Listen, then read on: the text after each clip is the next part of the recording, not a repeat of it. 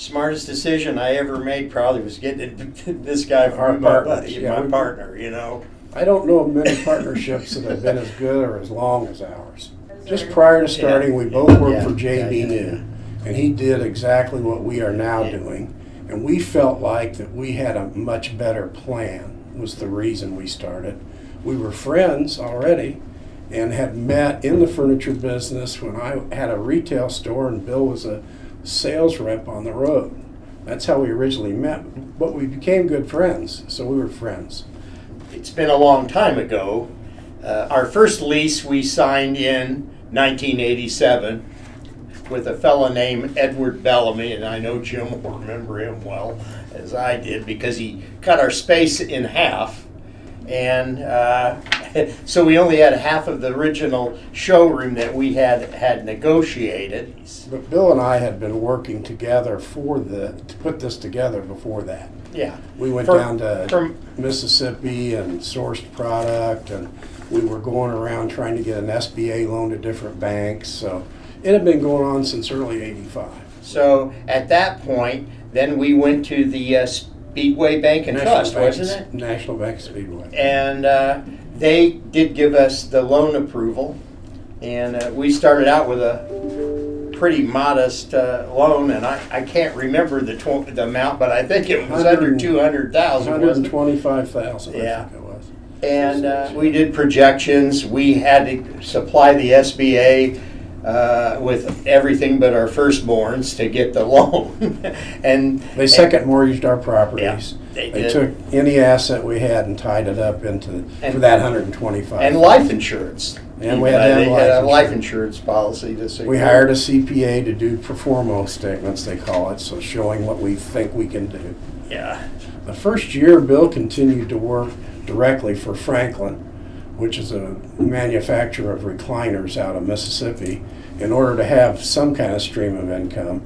My wife was working as a nurse, so I had a stream. Bill worked probably a year. Yeah. I traveled in the southern part of the state, and we did a lot of remodeling on the property to make it even feasible. Trucks used to get stuck in our parking lot every day. We physically did it ourselves. Yeah, all of it. So we had a very limited lineup. We had one upholstered vendor, and we were buying some stuff from a little jobber out of Louisville for other little miscellaneous stuff. And that was pretty much it in the very beginning. And we added, as we went along, different kinds of vendors, bedroom and cheap chests and stuff like that. So as we began, well, first of all, we did a little bit of delivery with Jim's delivery truck from the store. Mm-hmm. Then they broke into our building, kicked the air conditioner out of the wall, and stole the living room and a bedroom and a dining room and my truck. And the truck. So it was about at that time that we then got a truck, because we had to have a way to do some of the delivery. And from that point on, really, we started growing, and our warehouse was a broomed concrete floor.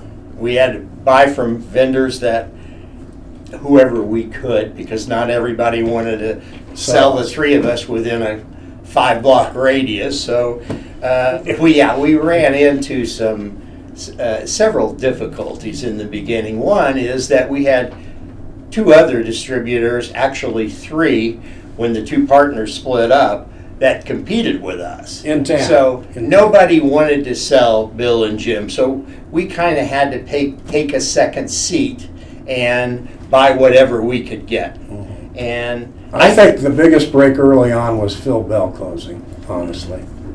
He closed in, I think, 90. He's a distributor out of Cincinnati that was dominant in our area. And he had used some, not all of the same philosophies we have, but some of them, and had gained a lot of ground that way, but then he made some very bad errors, and it caused the demise of his company.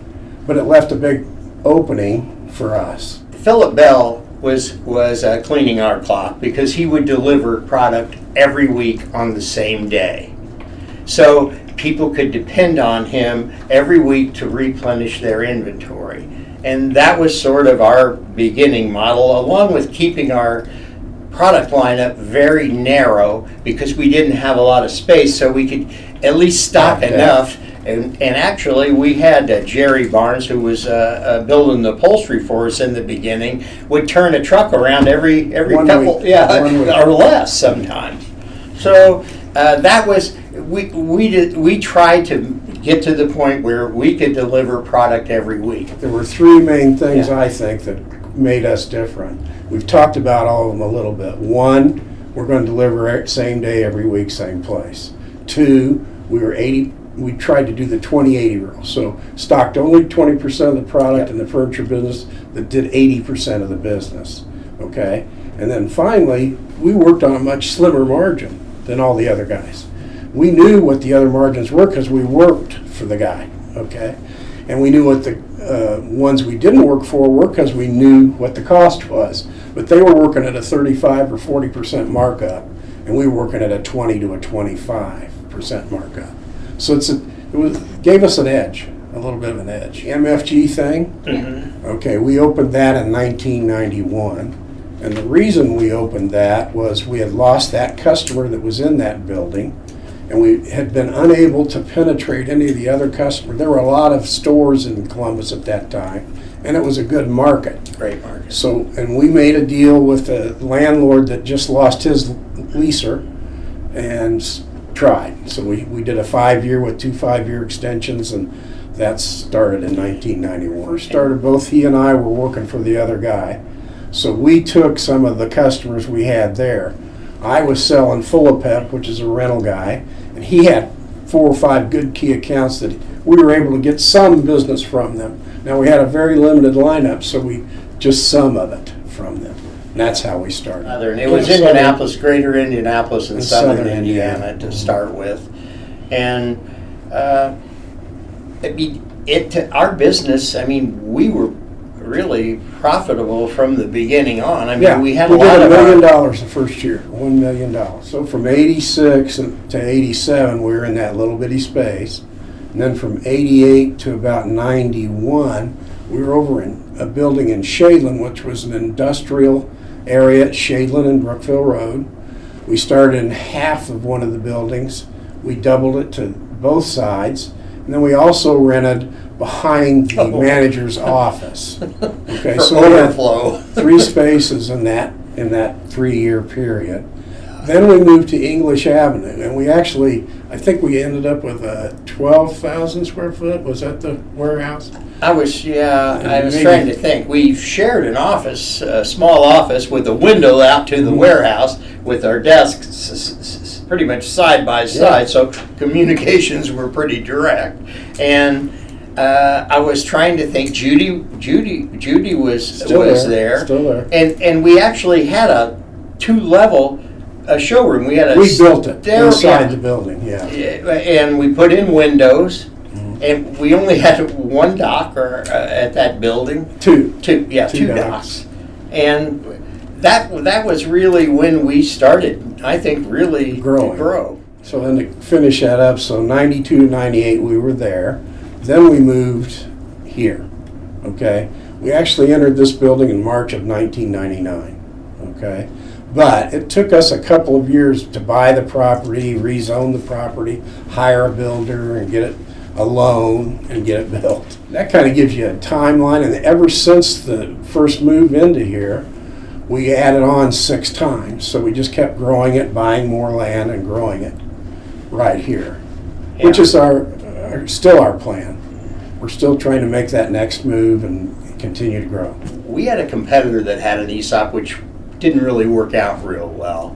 Our accountants, Agrestas, they had suggested it to us, and we looked into it, and there was some back and forth about succession.